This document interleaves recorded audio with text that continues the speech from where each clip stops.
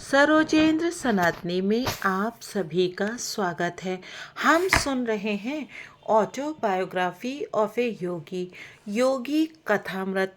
अभी तक की कहानी में हमने सुना कि योगानंद जी के गुरु जी ने उन्हें कड़ा पहनने की सलाह दी और बताया कि पूरे विश्व में कुछ ऊर्जा का संचार होता है जो पॉजिटिव और नेगेटिव दो प्रकार की होती है और हमारे शरीर पर प्रभाव डालती है।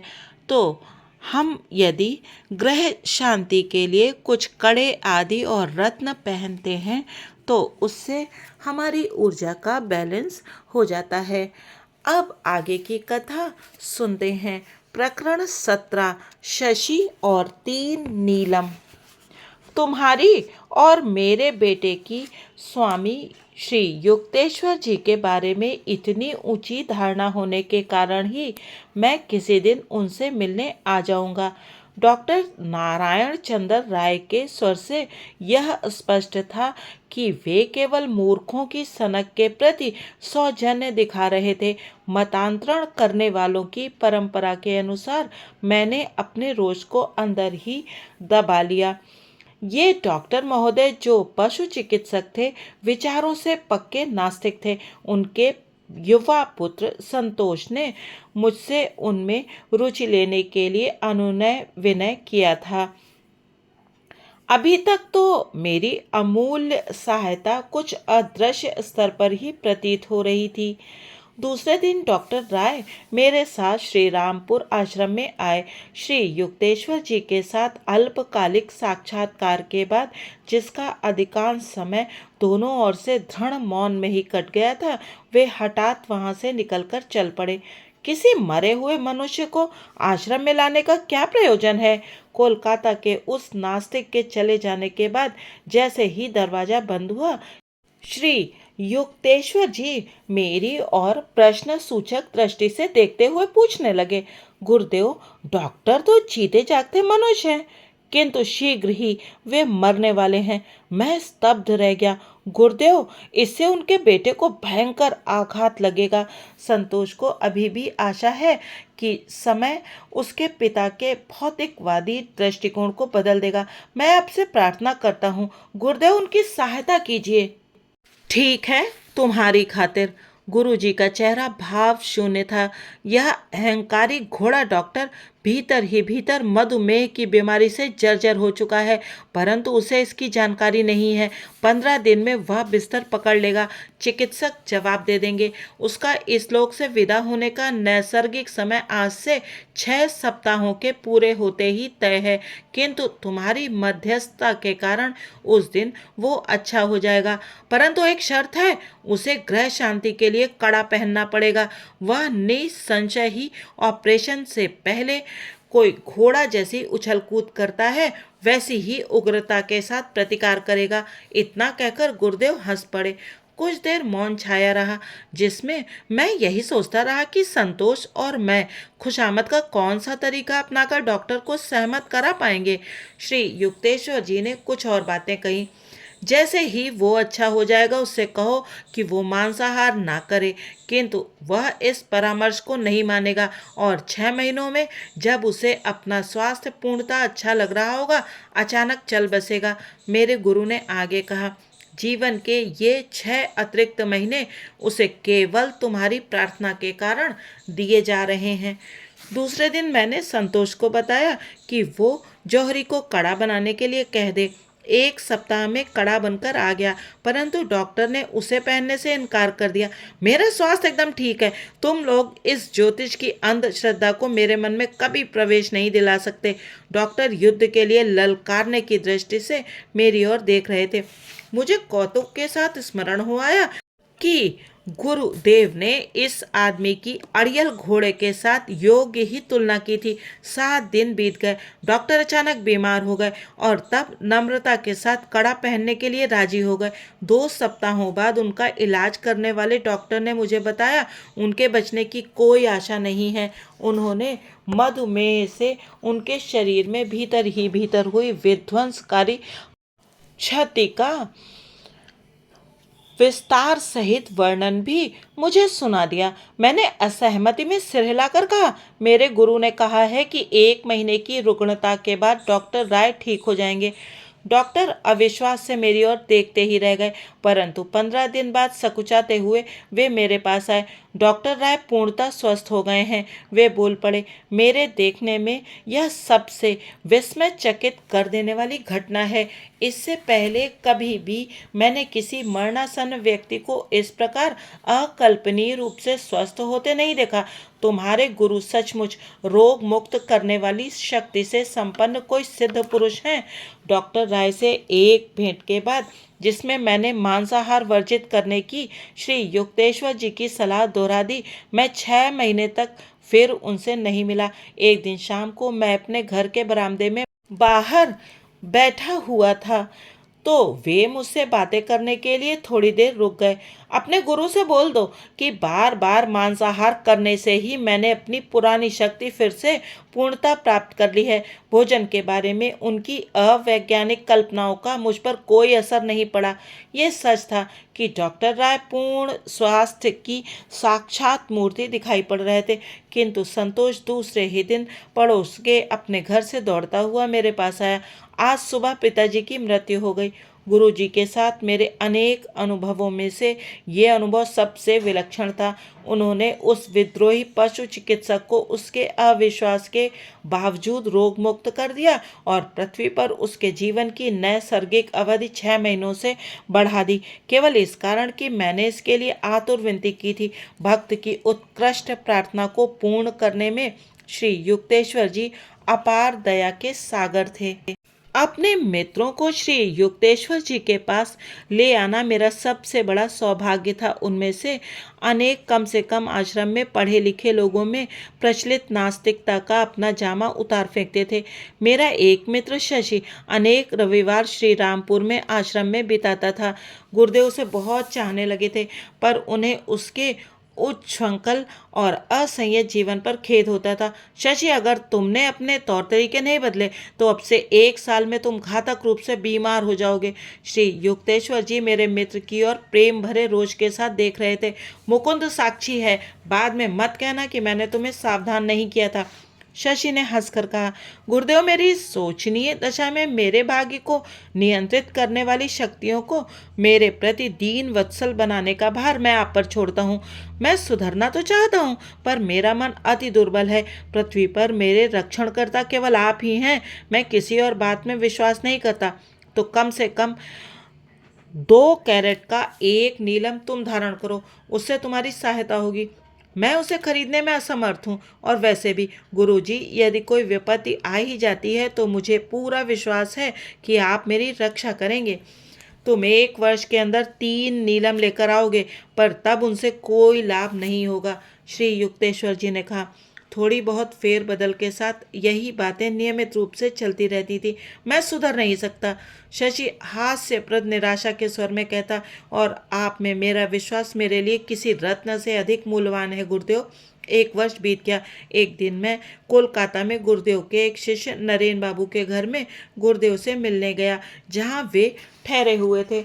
सुबह 10 बजे जब श्री युक्तेश्वर जी और मैं दूसरी मंजिल की बैठक में थे, तब मैंने सामने के द्वार के खुलने की आवाज़ सुनी। गुरुदेव का शरीर एकदम सख्त और सीधा हो गया। उन्होंने गंभीरतापूर्वक कहा, ये वह शशि है, 1 वर्ष पूरा हो गया, उसके दोनों फेफड़े बेकार हो चुके हैं। उसने मेरी बात नहीं मानी। उससे कह दो कि मैं उससे मिलना नहीं चाहता। श्री युक्तेश्वर जी की कठोरता देखकर मैं स्तंभित रह गया और तेजी से सीढ़ियों से नीचे उतरने लगा। शशि सीढ़ियां चढ़ रहा था। ओ मुकुंद, मुझे आशा है कि गुरुदेव यहाँ हैं। मेरे मन में अचानक यह विचार उठा था कि वे यहाँ हो सकते हैं। हाँ, परंतु वे किसी से मिलना नहीं चाहते। शशि अचानक रो पड़ा और मुझे एक तरफ ठेलकर तेजी से सीढ़ियां चढ़ गया। अपने आप को उसने श्री युक्तेश्वर जी के चरणों में झोंक दिया और 3 सुंदर नीलम निकालकर वहां रख दिए। हे सर्वज्ञ गुरुदेव, डॉक्टर लोग कहते हैं कि मुझे फेफड़ों का क्षय रोग हो गया है। वे कहते हैं कि मैं 3 महीनों से अधिक जीवित नहीं रह सकता।